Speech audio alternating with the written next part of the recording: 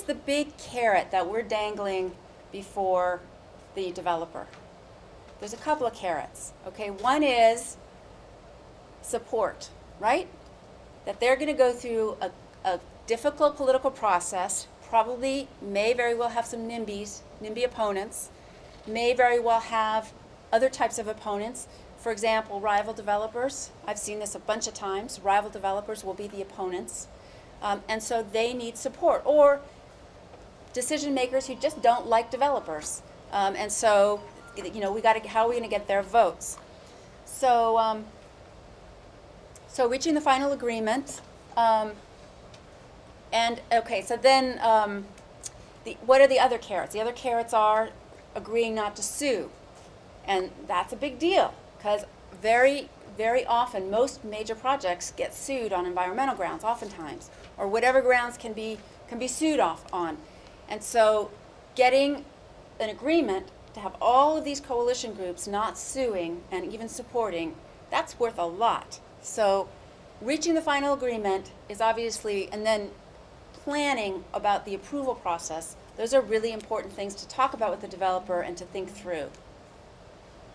And then, of course, you inevitably are going to get that one group that won't sign because they just feel like we're giving up too much, or those naysayers in the community, they've never won anything themselves, but they have they have criticism for everything you might do, right? We all know those folks. Good-hearted people they may be, but they've never actually won anything. So they just have kind of given up on winning.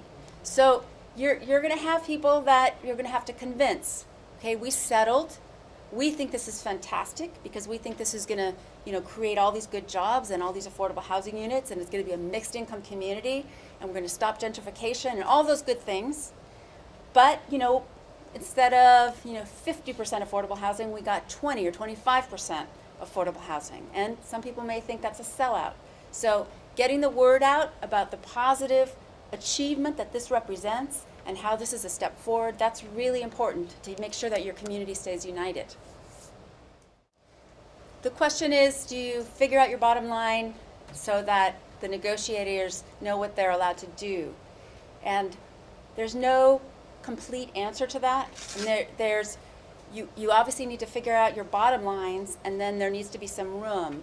But to be able to move ahead in the negotiations, negotiators can't just be mouthpieces. They have to be thinking people who are able to make decisions with their co-negotiators. So, it's kind of in the middle.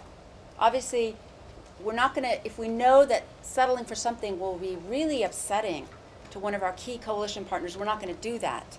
But, generally there's a middle place. So let me keep going, and then there's lots and lots we could talk about.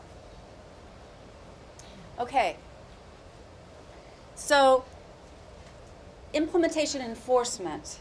A lot of implementation and enforcement really rests on the strength of the agreement. And there's also an importance to have actually people who are involved in monitoring and following up, or to actually have built in, as we're trying to do in Los Angeles, built in through a redevelopment agency that's actually more progressive and that has people on our side who are following up. But in the initial CBAs, the most important thing is a strong enforceable agreement. And I know, for me, before I actually sat down and negotiated one of these things, I was actually willing to take promises, right? A letter that said I promised to do this, it just seemed like they would do it. But those agreements aren't really worth the paper they're written on. And after all these years, I've probably read 1,000 developer agreements. And now I just have this built-in little laser beam that picks up on these commercially reasonable, best efforts, that kind of stuff, which is basically times zero. So you basically have nullified your entire agreement when you add those types of terms in. So you need to have very clear, very enforceable terms, and what the developer has to do and what the coalition has to do. And then you can get creative with enforcement. For example, in the LAX CBA the LAX, our airport, we negotiated a massive CBA a couple years back. We had a set of, we had levels of enforcement. I think it started with mediation, or, communication on an ongoing basis, then mediation, then arbitration, and then litigation. And there were alternatives. If some things didn't come through, basically some public money that we thought was available wasn't, alternatives. So you want to make sure your agreement is solid as a rock. And then, obviously, in the beginning, you need to make sure that you're going to have staff and you're going to have capacity, community leaders, or whatever, however you organize it, to be able to monitor. Because think about a development project. It's really different than almost anything else we're going to negotiate over. Because a typical development project might take 4 or 5 years from moment of conception to actually build out in ribbon cutting. And that's probably fast. So, are you going to be around 5 years when that project opens? Let alone, are you going to be able to make sure that they hire local people, that they're paying the right wages, that they've built based on environmentally sound principles, and that 20% or 25% of the units actually go to low-income people.